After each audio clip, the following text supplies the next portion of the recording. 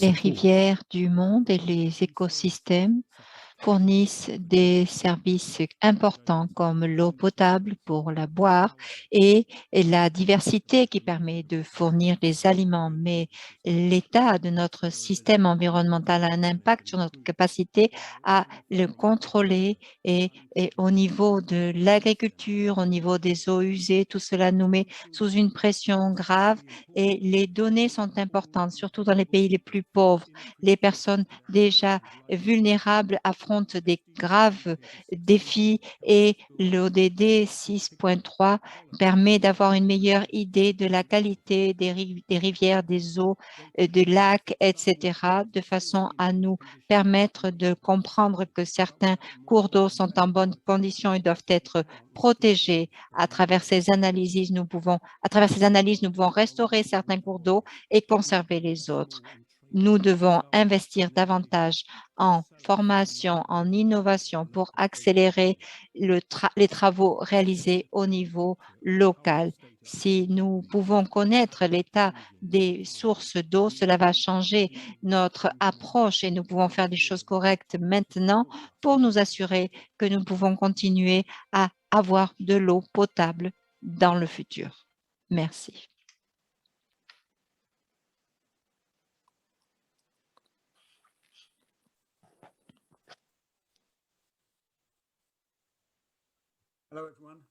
Bonjour à tous, bienvenue à tous. Merci de participer à ce webinaire sur les indicateurs 6.3.2 et de l'ODD 6. Je suis Stuart Werner et je vais vous présenter un petit peu la situation d'aujourd'hui. Nous avons beaucoup d'informations à partager avec vous. Donc, je suis heureux de voir que nous avons une bonne participation aujourd'hui.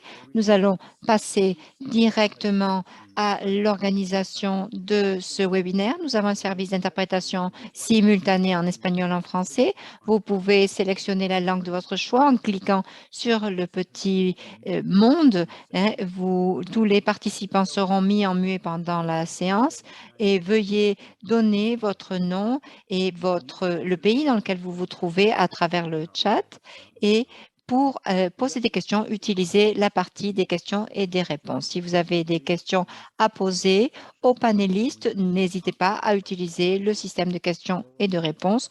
On vous répondra directement ou à travers et par écrit. Si vous pouvez nous envoyer aussi votre adresse email, nous vous enverrons le suivi de cette conférence. Nous allons maintenant entendre le message de Kenny, qui est la vice-présidente de ONU, chers collègues et amis de l'eau. Merci beaucoup de participer à ce webinaire aujourd'hui pour discuter des progrès vers l'objectif de développement durable 6. Ce webinaire fait partie d'une série de webinaires qui vont avoir lieu ce mois-ci et se concentrer sur les progrès mondiaux vers un ODD, un indicateur, une cible spécifique. Avant d'entrer dans le détail, je voudrais partager quelques messages concernant les progrès vers l'ODD 6 et comment l'ONU travaille pour rendre compte de ce progrès. Nous travaillons depuis 6 ans sur les ODD. Pour la première fois, nous avons des données sur l'eau et sur l'assainissement de presque tous les pays du monde. Ces données ont été compilées l'année dernière par les agences dépositaires des Nations Unies qui ont uni leurs efforts dans le cadre de l'initiative de surveillance intégrée de l'eau des Nations Unies pour l'ODD 6, comme nous l'appelons finalement IMI-ODD 6. Et le niveau sans précédent de rapport est une réalisation majeure pour nous en tant qu'acteurs de la communauté mondiale, mais pour tous les points focaux des pays qui nous rejoignent dans ce webinaire, cela l'est encore plus. Au nom d'ONU, je tiens à vous remercier pour vos efforts dans le suivi de l'ODD dans votre pays, malgré les moments difficiles que nous avons traversés. Lorsque nous examinons ces données, elles confirment la tendance que nous avons constatée en 2018. Nous sommes loin pour parvenir à une eau et un assainissement durable pour tous d'ici 2030. Mais si on examine certains faits concrets concernant l'ODD 6, on constate que des milliards de personnes dans le monde vivent toujours sans eau potable, sans assainissement, sans services d'hygiène de base et que près de 10% de la population mondiale vit dans des zones à stress hydrique extrême. Nous savons que les eaux usées sont rejetées et non traitées dans l'environnement et qu'un bassin fluvial sur 5 dans le monde évolue rapidement, ce qui est exacerbé par les changements climatiques. Nous constatons que la gestion durable des ressources en eau reste hors de portée pour de nombreux pays. Les données montrent que pour atteindre nos objectifs et cibles, nous devons accélérer les progrès dans certains domaines, aller jusqu'à 4 fois plus vite pour être en mesure d'atteindre l'ODD 6 au cours des 9 prochaines années. Nous aurons besoin de politiciens, de décideurs à tous les niveaux pour pouvoir fixer des priorités plus audacieuses et plus rapides. Mais la bonne nouvelle est que nous avons tous déjà mis en place de nombreuses solutions durables. L'année dernière, ONU a lancé le cadre d'accélération mondiale de l'ODD 6 avec le soutien total de la famille des Nations Unies pour mobiliser l'action des gouvernements, de la société civile et du secteur privé à travers l'ONU afin de mieux aligner nos efforts, d'optimiser les financements et de renforcer les capacités. De notre travail avec les pays et grâce à leurs données, nous avons beaucoup appris sur les possibilités d'accélérer les progrès. Nous avons appris l'importance d'intensifier l'action coordonnée de renforcement des capacités. Et bien sûr, nous avons appris comment les données et les informations peuvent être utilisées pour mieux guider les décideurs dans leur travail. Malgré ces efforts de surveillance de l'année dernière, nous constatons encore de grandes lacunes dans les données. Notre ambition et notre espoir avec ces données et avec nos 6 rapports sont d'encourager, de soutenir davantage la collecte de données nationales et internationales et d'aider les décideurs à prendre des mesures éclairées. C'est sur quoi je vais me concentrer. Nous allons donc travailler et avancer avec l'ODD 6 et nous appelons l'ensemble de la communauté de l'eau à faire des efforts mondiaux et à se joindre à nous. Je vous souhaite un webinaire très fructueux et je vous souhaite la bienvenue à tous aux autres webinaires sur les indicateurs que nous organisons ce mois-ci. Merci pour votre attention et merci de faire progresser notre objectif commun pour assurer la disponibilité et la gestion durable de l'eau et de l'assainissement pour nous, pour tous. Merci beaucoup. Merci beaucoup, Kelly. Avant de continuer, nous allons voir les objectifs de cette séance. Donc, l'objectif est de partager les dernières découvertes des données de 2020, d'encourager la participation de tous et ceux qui n'ont pas soumis des données, nous les encourageons à les donner, à les fournir. Nous voulons faire une démonstration des progrès qui ont été faits dans beaucoup de pays et nous espérons que les actions mises en œuvre permettront d'accélérer les progrès pour atteindre l'objectif de l'ODD numéro 6. Donc ici, voyons l'ordre du jour de notre séance. Nous allons commencer par les indicateurs, la méthodologie est proposée. Nous allons parler des résultats clés des données 2020 et des messages de conclusion que l'on peut tirer de ces données. Nous allons voir le processus de suivi pour l'année 2021. Nous avons demandé à plusieurs acteurs de nous fournir un suivi concernant la méthodologie et sa mise en œuvre. Ensuite, nous allons entendre la perspective d'un pays. Il s'agit de notre point focal du Chili qui va prendre la parole. Ensuite, nous entendrons une synthèse du développement de compétences et des ressources qui existent dans ce domaine. Ensuite, nous verrons le plan pour le futur, ce qui doit être fait pour s'assurer que l'on pourra continuer à progresser et à suivre ces indicateurs et à les fournir. Finalement, à la fin, nous aurons une séance de discussion avec des questions et nous répondrons à vos questions et aux questions qui seront envoyées dans la partie des questions et des réponses.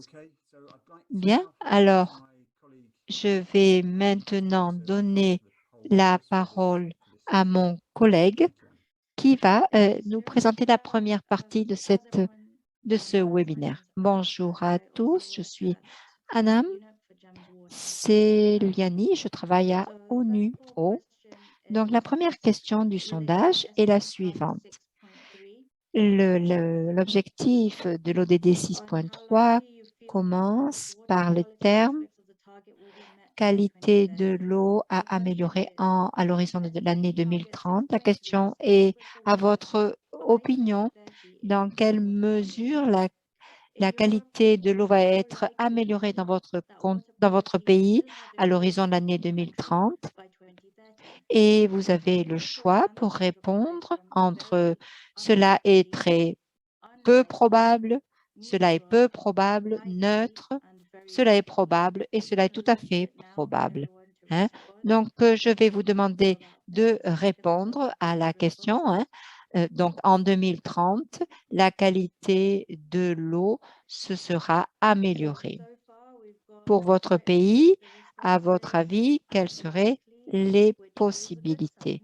Bien, nous avons déjà plusieurs réponses de probablement, donc c'est un bon signe.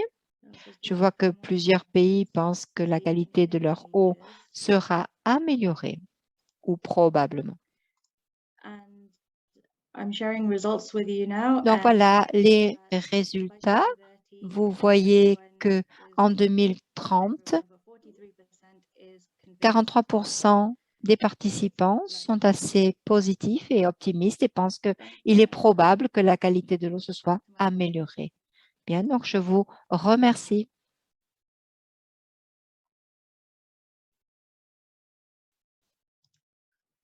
I suppose that is me now. Bien, je crois que c'est à moi. Hein? Bien, merci beaucoup. Donc, je suis Melchior Elser. Je travaille avec le GEMS de l'eau de l'ONU. Hein. Donc, je vais vous présenter des indicateurs.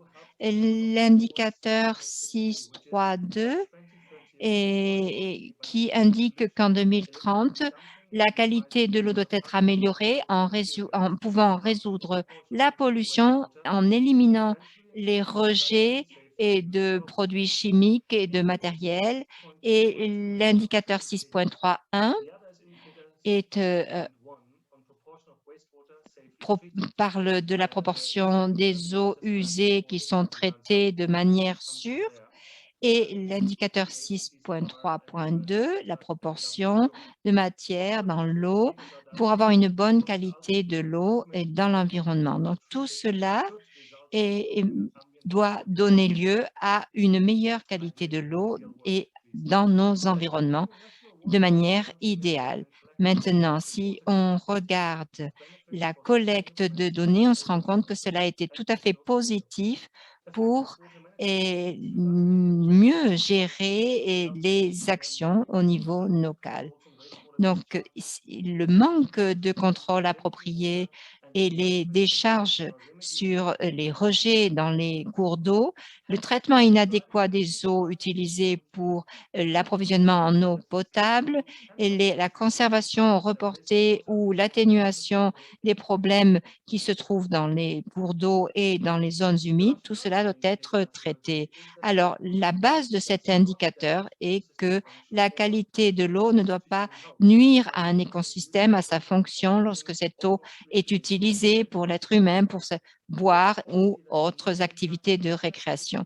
La qualité de l'eau ne doit pas avoir un impact sur l'écosystème et demande un minimum de traitement. Cependant, certaines activités peuvent donner à une qualité de l'eau de mauvaise, qui soit négative, hein, comme par exemple l'utilisation industrielle, l'utilisation dans le secteur de l'agriculture.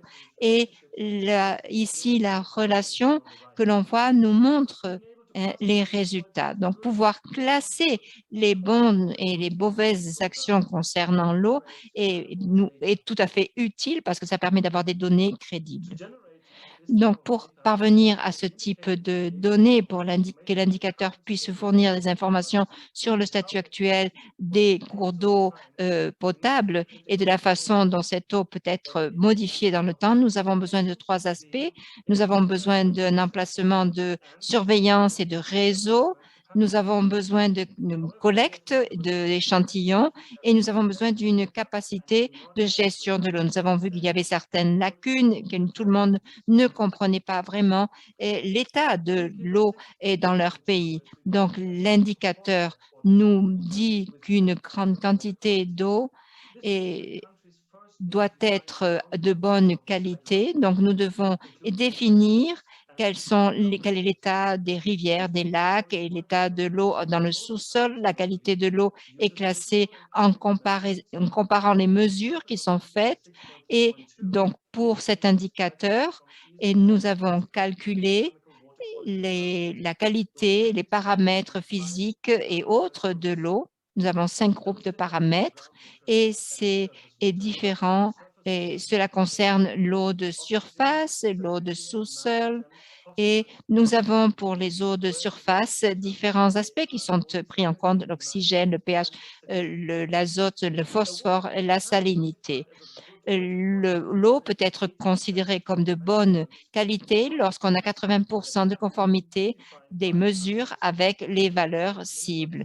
Donc, on a peu de pays qui représentent ce type de situation. Au niveau du rapport, il est important d'avoir une comparaison au niveau des indicateurs et des données pour savoir si cet indicateur est important au niveau national. Les pays peuvent choisir de séparer les données à différents niveaux pour avoir un niveau 1, un niveau 2, un premier niveau qui va porter sur la paix chimique, un deuxième niveau et qui va porter sur quelque chose de plus précis avec d'autres paramètres, comme vous voyez ici. Le niveau 2 inclut toute une variété de différentes données. En fonction de chaque pays, ces données pourront être choisies et il y a donc des approches qui vont être appliquées en fonction de chaque pays. Cela fournit un aperçu des indicateurs et d'autres informations sont disponibles sur la plateforme et nous vous présenterons tout ce matériel peut-être ultérieurement plus en profondeur. Je vous remercie.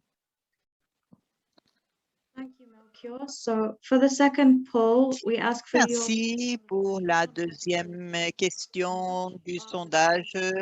On va vous demander à votre avis, quelle est la plus grande pression sur la qualité de l'eau ambiante dans votre pays? Donc, je répète, à votre avis, quelle est la plus grande pression sur la qualité de l'eau ambiante dans votre pays? C'est une question à choix unique. A, la pollution due aux activités minières. B, les effluents d'eau usée domestiques. C, la pollution d'origine agricole. Et D, les effluents d'eau usée industrielle.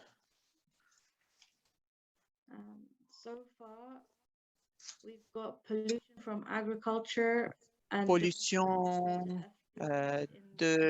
d'origine agricole, les effluents d'eau usée industrielle,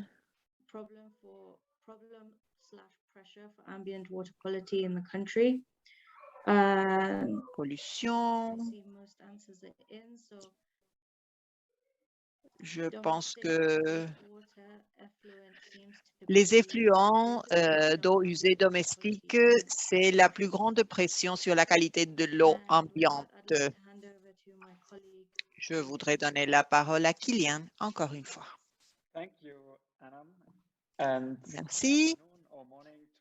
Bonjour, bon après-midi à tous les participants. Je suis Kylian Christ et je travaille dans le programme de PNU GEMS et je vais parler de l'indicateur 632. Nous pouvons voir ici qu'il y a eu 97 submissions des données 2020, donc nous avons une formation de presque 100 pays. Si l'on compare avec la période de base en 2017, il y a une augmentation très claire et cela est grâce à nos points focaux dans les pays que nous avons pu doubler le chiffre de submission.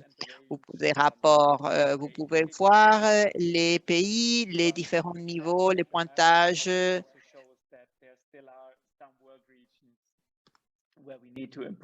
Il y a encore des régions quand même où nous devons nous engager davantage. Cette diapo montre que les conditions dans plusieurs pays, si l'on considère ce que l'on a évalué, 60% ont été classifiés dans le niveau bon. Prochaine diapositive. Ici, vous pouvez voir une analyse des indicateurs qui ont été fournis avec des résultats très intéressants. Vous pouvez voir que la qualité, la bonne qualité ou la faible qualité n'est pas exclusive à certains pays et plusieurs pays ont rapporté une mauvaise qualité de l'eau. Vous pouvez voir ici le rapport et la comparaison par rapport au PIB du pays. Et vous pouvez voir que c'est un facteur indépendant de leurs conditions de développement. Les données montrent aussi que dans la plupart des cas, c'était les nutriments qui étaient le problème de la faible qualité de l'eau. Et cela, c'est un problème d'origine agricole.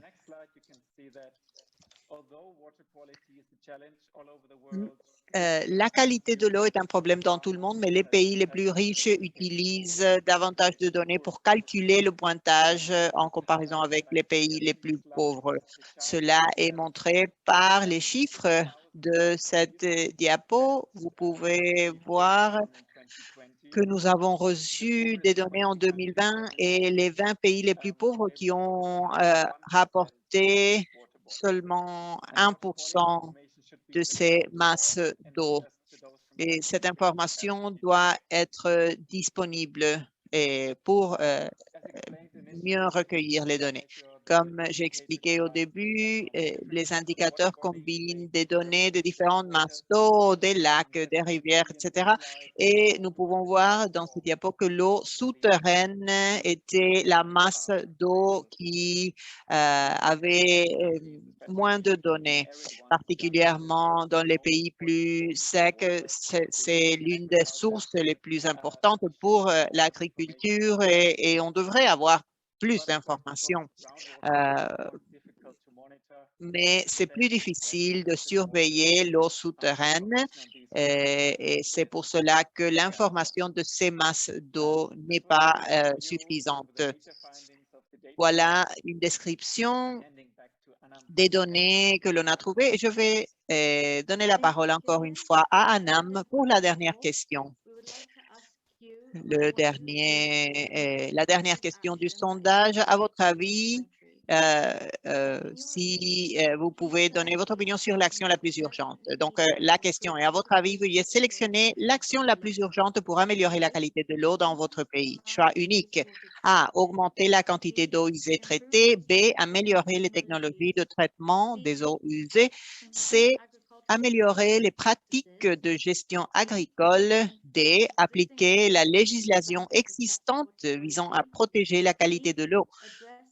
E, s'attaquer à la pollution industrielle. F, s'attaquer à la pollution liée aux activités minières. G, renforcer les programmes de surveillance et évaluation de la qualité de l'eau. H, sensibiliser le grand public aux problèmes de qualité de l'eau et à leur importance. Je vais démarrer le sondage et attendre les résultats. Pour augmenter la quantité d'eau traitée, renforcer les législations pour protéger la qualité de l'eau.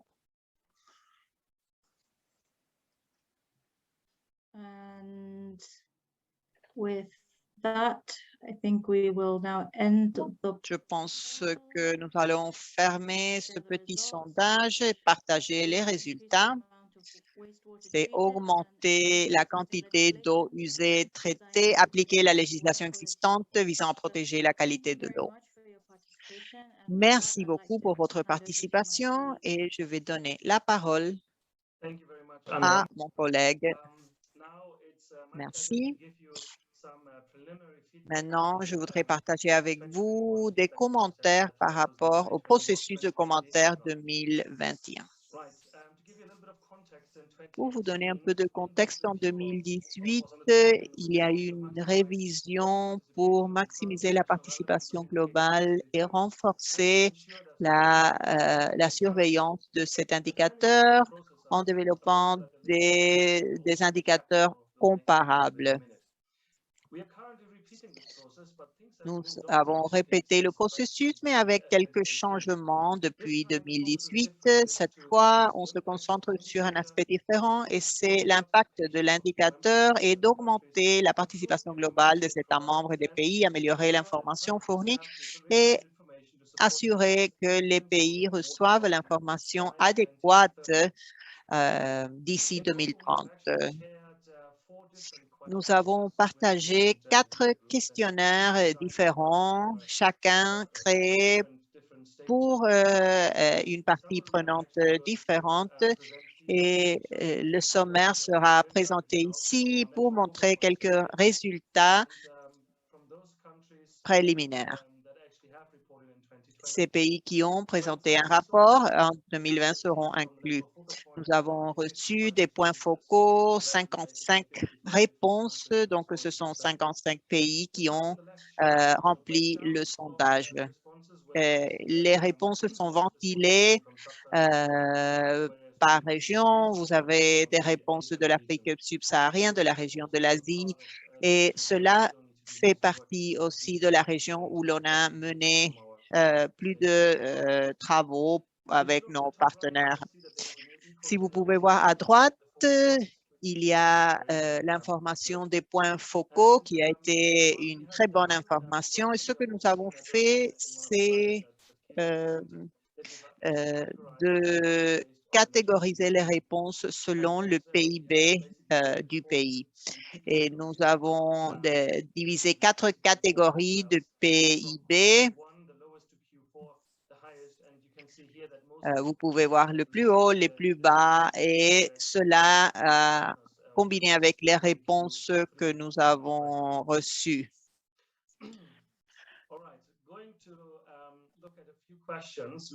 Pour analyser les différentes questions, c'était 50 questions en général et nous allons considérer ces résultats préliminaires.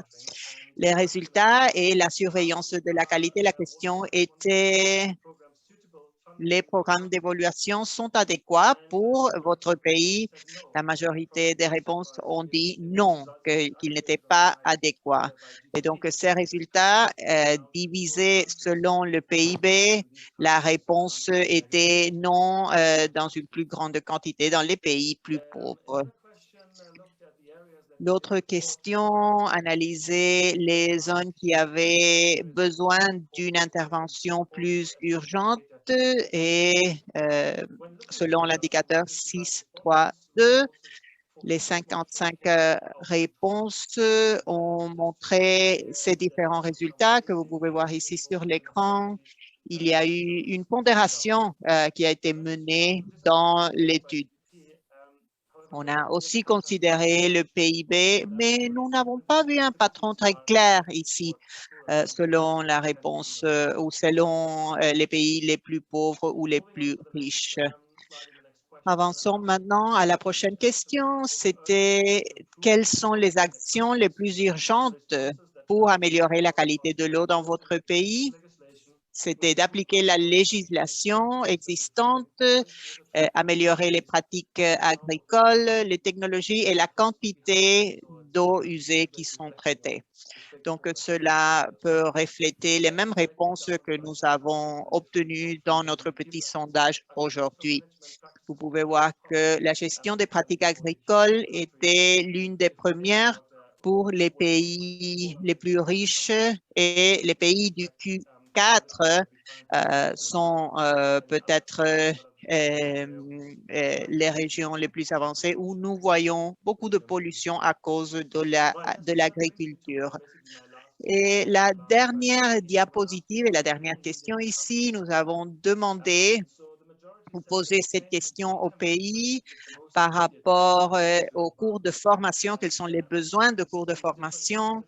Et vous pouvez voir 6 types de réponses ici sur l'écran, les différents cours de formation qui étaient nécessaires, les cours de formation qui étaient disponibles du centre James Water. Et nous allons fournir davantage d'informations sur ces cours de formation qui sont disponibles et le type de soutien qui est disponible pour les pays et les États membres par rapport à cela. C'est seulement une description très courte du processus de commentaires et lorsque le rapport est finalisé, nous allons bien sûr le partager avec toutes et tous.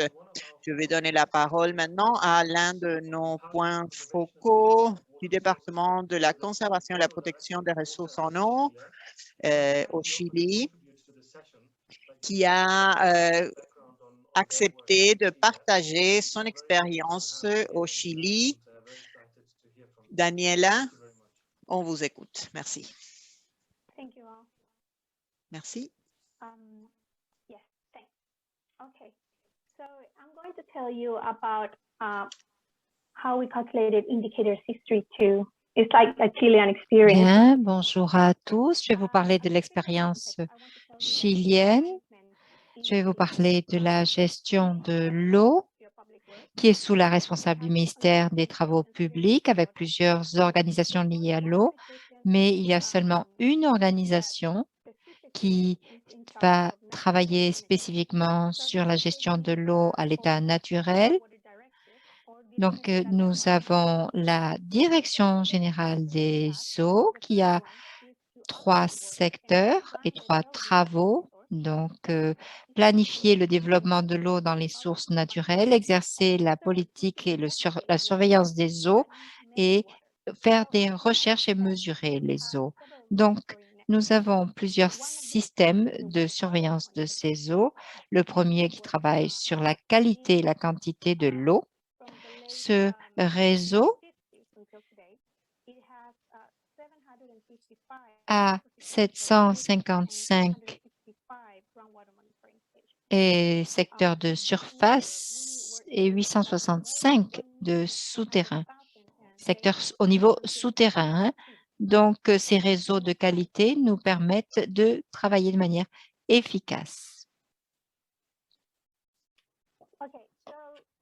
Bien. Donc, ici, dans ce contexte, je vais vous montrer un petit peu comment nous travaillons, comment nous faisons certains calculs et comment nous avons évolué. En 2017, nous avons reçu le premier rapport, les indicateurs. Nous avons fait le premier rapport en fonction des indicateurs fournis. Nous avons travaillé sur des réservoirs, des secteurs où il y avait beaucoup de réserves d'eau. Nous avons travaillé sur les secteurs dans lesquels les plans d'eau avaient une bonne qualité. Nous avons recueilli des informations, des données et en 2018, nous en avons appris davantage. Nous avons participé à tous les séminaires liés à l'ODD. Nous avons formé des personnes ici sur place et en 2019, nous avons offert notre premier rapport et nous avons formé notre point focal sur l'ODD 6 au Chili. Nous avons suivi les différentes directives et nous avons commencé à calculer et à présenter les données demandées. Donc, à la fin de l'année 2019, nous avons pu calculer et appliquer les calculs du point 6.3.2 aux rivières selon le GEMS de l'eau, donc la gestion de l'eau, et nous avons pu fournir des informations. En fonction de ces données, nous avons pu avoir un certain pourcentage de plans d'eau et qui résultait de bonne qualité, dont l'eau était de bonne qualité. Donc, en fonction des données utilisées, de l'approche utilisée pour analyser ces données, nous avons pu parvenir à ces résultats. Donc, si calculer l'indicateur de l'ODD pour le Chili nous a obligés à créer différents produits pour ce processus.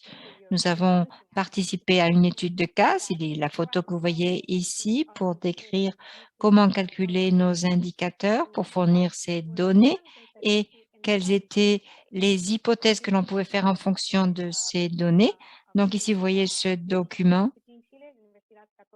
qui a été fait par l'Université catholique du Chili sur donc ces plans d'eau que nous avons au Chili. Nous avons fait un autre document qui s'appelle Atlas de la qualité de l'eau en 2020 avec une série de données. Nous n'avions pas à l'époque de documents sur la qualité de l'eau et les décideurs voulaient obtenir des informations et connaître les informations qui étaient à leur disposition. Donc, nous avons demandé aux décideurs de soumettre certaines de ces informations, de soumettre des informations liées à la gestion de l'eau. Donc, je recommande à tous les pays qui considèrent de participer à la réalisation de cette ODD. Je vous recommande d'étudier la structure de données de votre pays, de participer à toutes les formations qui existent parce que grâce à cela, nous avons pu fournir les indicateurs et développer ces données, élaborer ces données et les fournir. Je vous remercie. Merci beaucoup Daniela pour ce résumé de l'expérience chilienne concernant les indicateurs et le travail qui a été fait au niveau du pays. Il est clair que les pays doivent s'engager et c'est très important de s'engager dans ce sens. Donc, merci beaucoup et merci pour votre travail. Pour aider les pays à faire ces rapports sur ces indicateurs 6.3.2, nous avons toute une série d'agences qui fournissent des ressources pour faciliter ce processus de reporting et en fonction des contributions qui ont été réunies en 2018, nous avons créé cette plateforme de soutien avec les indicateurs et cette plateforme donc, va vous fournir toutes ces directives. Vous la trouvez sur le lien qui est en bas de l'écran. Et sur cette plateforme, vous trouverez une série de documents d'introduction, de vidéos, de systèmes d'études de cas, de systèmes de reporting, les liens et toutes ces informations. Et ce matériel est disponible en français, en anglais, en espagnol, en russe, en arabe. Donc, vous pouvez l'utiliser. Les pays peuvent aussi choisir d'avoir des indicateurs, leur score d'indicateurs calculés pour la qualité de leur eau. Cela va d'abord vouloir dire qu'il faut partager les données concernant l'eau de votre pays, connaître les valeurs cibles et tout cela va être utilisé et vous aurez un score d'indicateurs qui va être calculé par unité et partagé auprès des représentants des pays. Tout cela est donc à votre disposition et nous pouvons aussi vous aider à utiliser ce système de calcul d'indicateurs. Cet indicateur. Sur la prochaine diapositive, vous voyez les valeurs cibles optionnelles. Ce sont des options de soutien qui sont aussi à votre disposition. Donc, la valeur de cette cible, de ces valeurs cibles ces valeurs cibles ont été utilisées par les pays. Si vous voyez des différentes valeurs cibles sur cette diapositive qui peuvent être utilisées par les pays si les pays n'ont pas leurs propres valeurs. Donc, il y a un autre document qui est disponible sur la plateforme concernant ces valeurs cibles optionnelles. Et nous pouvons aussi participer avec vous pour en discuter parce que ces valeurs peuvent varier en fonction de la géographie, de l'endroit où se trouve le pays, etc. Un autre point important est le renforcement de capacité. Nous avons un centre de renforcement de capacité qui a été créé en 2015 pour donc évaluer la qualité de l'eau et former des personnes dans ce sens. Nous avons travaillé avec 107 pays de différentes régions du monde et nous avons 126 personnes de différents pays qui ont participé à ces cours. Ces cours fournissent des systèmes de contrôle et d'évaluation de l'eau douce qui peuvent être utilisés. Donc, voilà, tout cela figurera dans le chat. Si vous voulez y accéder, vous aurez ces données. Voyons un petit peu maintenant les résultats. Alors, pour construire sur les résultats obtenus et pour améliorer le système de résultats obtenus, nous avons ici donc une plateforme en ligne de ODD 632. C'est une plateforme de soutien pour vous aider à travailler qui va fournir des informations, des documents, des directives et vous pouvez aussi envoyer des informations, télécharger des informations, faire des analyses des données, fournir des liens et pour d'autres sources complémentaires de données que vous pouvez apporter ou que vous pouvez télécharger. Ensuite, nous avons le niveau 1, données d'indicateur de niveau 1, le données d'indicateur de niveau 2. Et pour ce webinaire, nous allons maintenant passer à la partie de la discussion et des échanges. Par conséquent, je vous laisse la parole, Stuart. Stuart au micro. Oui, je crois qu'il y a beaucoup d'informations qui ont été fournies aujourd'hui. Nous devons maintenant écouter un petit peu le public. Bien, nous allons passer à la discussion. Nous avons de bonnes questions qui ont été posées, certaines directement sur la gestion des eaux de pluie, d'autres sur la qualité des eaux. La gestion des eaux la gestion des eaux des pluies ne fait pas vraiment partie de cette ODD. C'est pas quelque chose que nous faisons au quotidien. Donc, merci pour ces questions. Nous allons analyser les bases de données pour y répondre. Nous avons aussi une autre bonne question concernant les eaux de sous-sol et les valeurs cibles et qui ont été montrées comme optionnelles.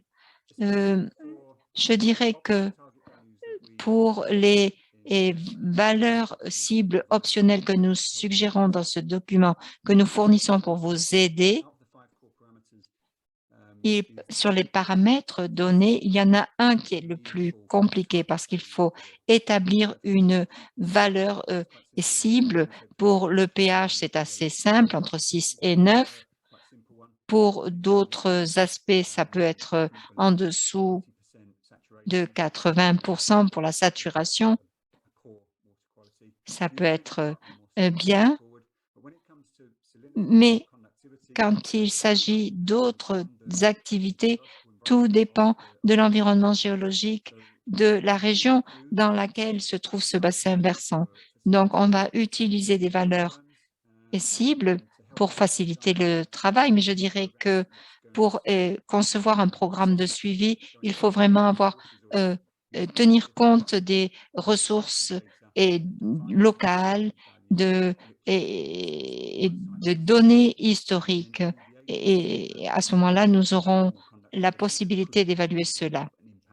Il peut y avoir des impacts aussi qui doivent être pris en compte et ça s'applique aux rivières, aux lacs et aux eaux de sous-sol aussi, tout cela. Hein. Merci. Bien, une autre question.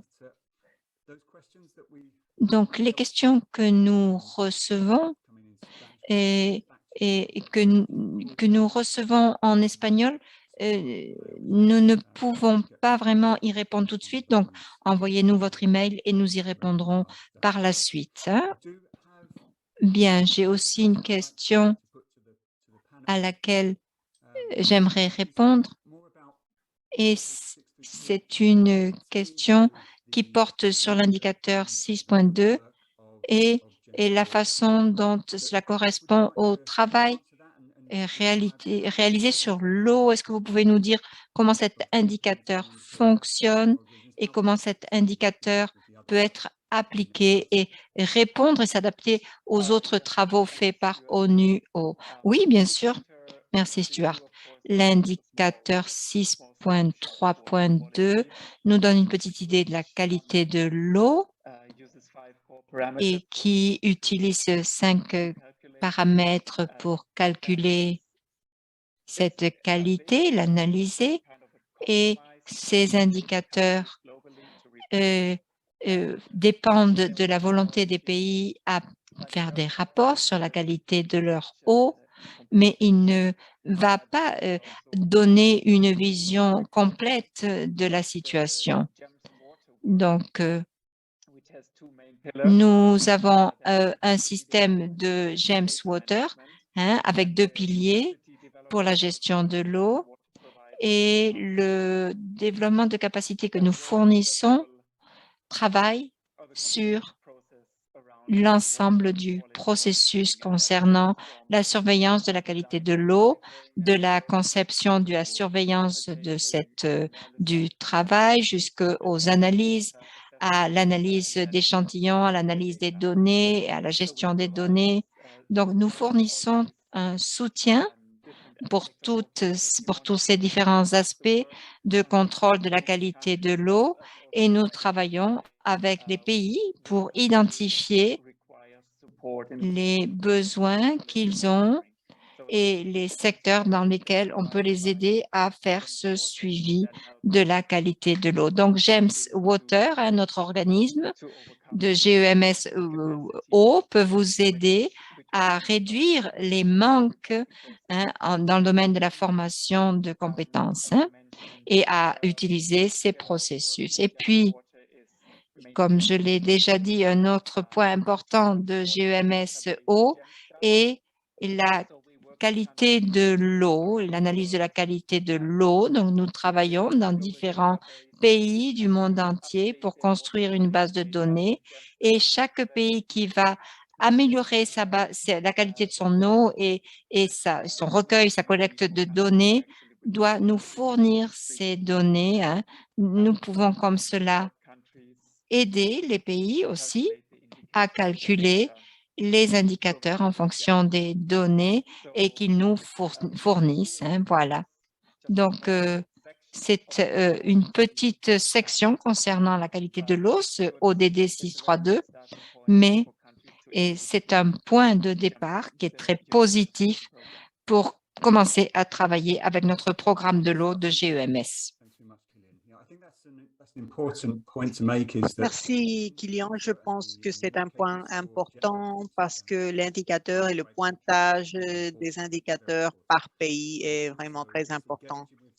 Mais également, je pense que considérer l'indicateur et la méthodologie nous aide à identifier quelles sont les disparités par rapport aux cours de formation et ce dont les pays ont besoin. Pour recueillir les données de l'eau, ce n'est pas seulement le pointage des indicateurs, mais aussi la quantité de données que les pays utilisent, la fréquence avec laquelle ils prennent les échantillons, etc. Donc, cette information est déjà très importante. Et cela peut nous aider à avoir une idée plus intéressante de la qualité de l'eau dans un pays spécifique. Nous avons trouvé que l'eau souterraine, par exemple, a une capacité très faible dans plusieurs pays. Et c'est l'un des facteurs que l'on va considérer pour créer ce hub en ligne pour l'ODD 6.3.1. Donc, ce n'est pas seulement le pointage de l'indicateur, mais aussi d'utiliser cette information additionnelle qui peut être générée à partir des rapports. Si nous vraiment voulons mettre en place le changement, ce n'est pas seulement de créer les rapports, mais c'est de faire en sorte que l'information soit utilisée de manière adéquate et de générer des actions concrètes. to pick up one of the Oui, je voudrais répondre une question de Claudio qui est dans le Q&A. Qui a posé la question suivante. Quelle serait la manière de rendre compatibles les valeurs cibles des pays dans les bassins transfrontaliers? C'est une très bonne question.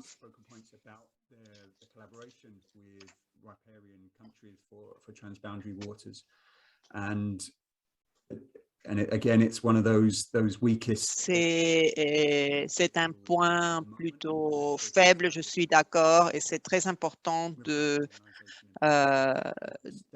il y a des organisations qui s'occupent de ces bassins et qui se concentrent sur l'adoption de ces facteurs, mais cela n'est pas une réalité encore. Donc, c'est important d'encourager les pays à le faire. C'est une très bonne question parce qu'il n'y a pas de collaboration entre les différents pays.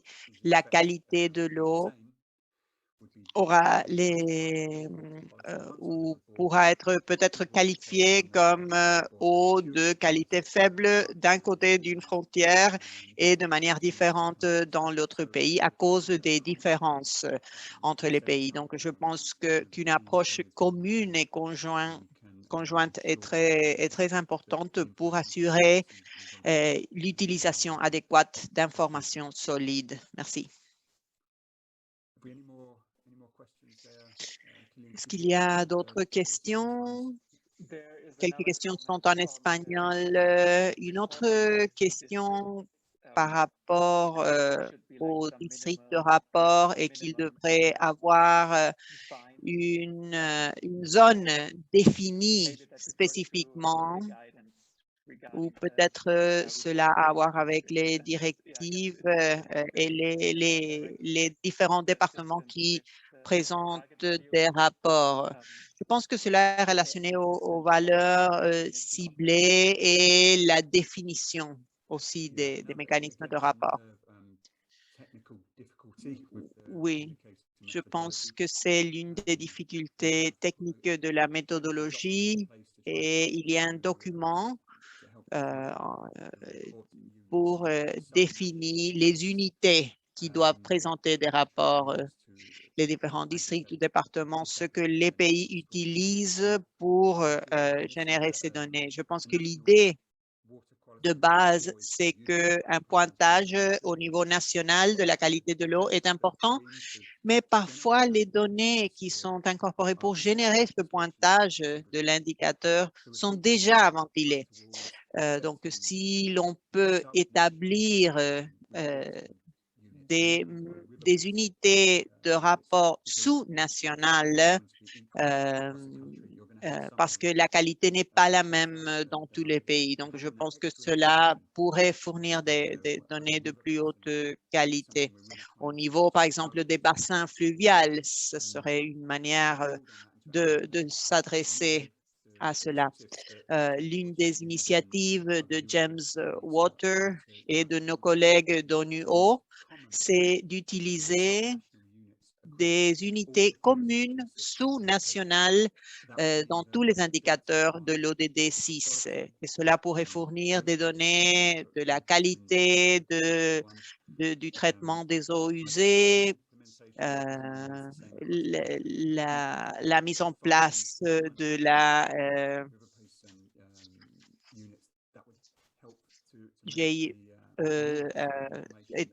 toute cette information serait importante et je pense que cela nécessite encore plus de mesures. Merci.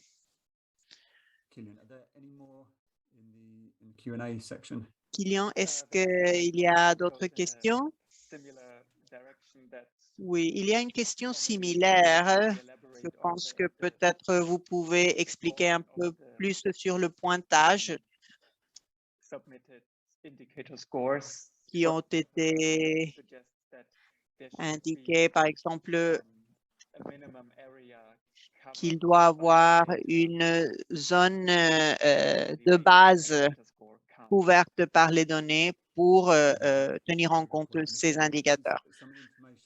Oui, c'est un point très important. Et les métadonnées que nous avons recueillies ont un pointage de confidence. Donc, cela fournit au pays si, par exemple, nous pouvons identifier le niveau de confidence par rapport à ces indicateurs et quelle est l'image générale de la qualité de l'eau dans ce pays. Nous n'établissons pas une ligne de base. Nous essayons d'avoir une approche inclusive.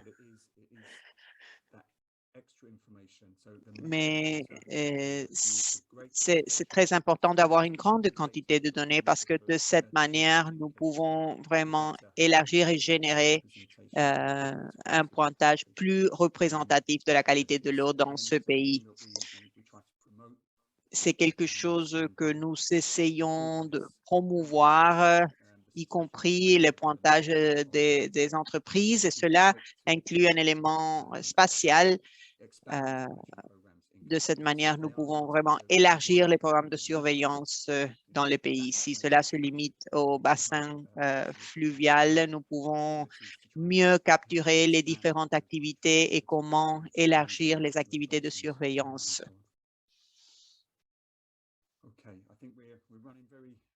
Très bien, je pense que nous sommes à l'issue du temps pour la discussion. Mais c'est important de faire un suivi. Vous pouvez nous écrire par email dans toutes les langues. Bien sûr, nous pouvons vous répondre s'il y a encore de questions. Je voudrais vous remercier et je vais donner la parole à Madame Hartwig Kremer, qui va donner quelques commentaires pour fermer la séance. Merci et nous espérons de nous rencontrer dans l'avenir. Merci. Hartwig. Merci beaucoup à tous les participants, chers collègues. Je vais tout simplement partager quelques mots de clôture. Tout d'abord, je voudrais vous remercier énormément à tous les participants et à tous ceux qui ont participé activement. Nous avons augmenté le nombre de rapports de 100%, et cela est très important pour notre processus. Nous avons appris de notre collègue du Chili que le sujet de la qualité fait partie vraiment de la sensibilisation et c'est essentiel pour l'atteinte des ODD. Nous avons vu dans cette diapositive que c'est vraiment essentiel d'obtenir de l'information adéquate. Nous avons vu où les brèches de données sont présentes et ce que nous devons faire pour faire des progrès. Nous avons essayé de faire des progrès, mais nous sommes en train d'inclure la qualité de l'eau pour renforcer les capacités avec nos partenaires de tout le monde, de l'Amérique latine et les Caraïbes, bien sûr. Mais ce que l'on nécessite, c'est de travailler ensemble et de s'engager de manière très active, d'interagir et de vraiment savoir quelles sont vos demandes. De cette manière, nous pourrons avoir un mécanisme pour travailler dans l'indicateur 6.3.1 et des données qui ne se limitent pas seulement à des paramètres établis, mais qui peuvent venir de ces pays qui vraiment n'ont pas des données spécifiques pour inclure dans les rapports. Et il y a eu un commentaire de Luis qui analysait les statistiques et les exigences pour avoir des données comparables et valides. Ce mécanisme doit être un mécanisme inclusif. Et cela veut dire que, par exemple, l'exemple de Sierra Leone ce matin, qui était très clair, Si nous considérons cela, nous pouvons penser à la relevance statistique de cette information, mais c'est important d'être inclusif. En tant qu'État membre, nous devons être encouragés à ne pas être seulement un point dans la carte parce que nous avons des zones dans le monde où il y a beaucoup de populations et c'est important de considérer les données de tout le monde et des différentes parties. C'est important de penser et de travailler avec vous dans l'avenir, dans les prochains mois, les prochains ans, pour recevoir les commentaires, pour mieux développer la méthodologie et avoir une approche adéquate. Cela nécessite d'une activité conjointe et d'aller au-delà seulement les données pour les comparer. Les données doivent être utilisées pour informer les actions. Nous avons pensé à beaucoup de questions qui ont à voir avec les frontières et cela, c'est important et nous devons considérer le facteur du climat et c'est quelque chose qui, bien sûr, doit être considéré. Pour conclure, merci beaucoup à toutes et à tous. Bonne journée et j'espère de vous revoir bientôt. Merci.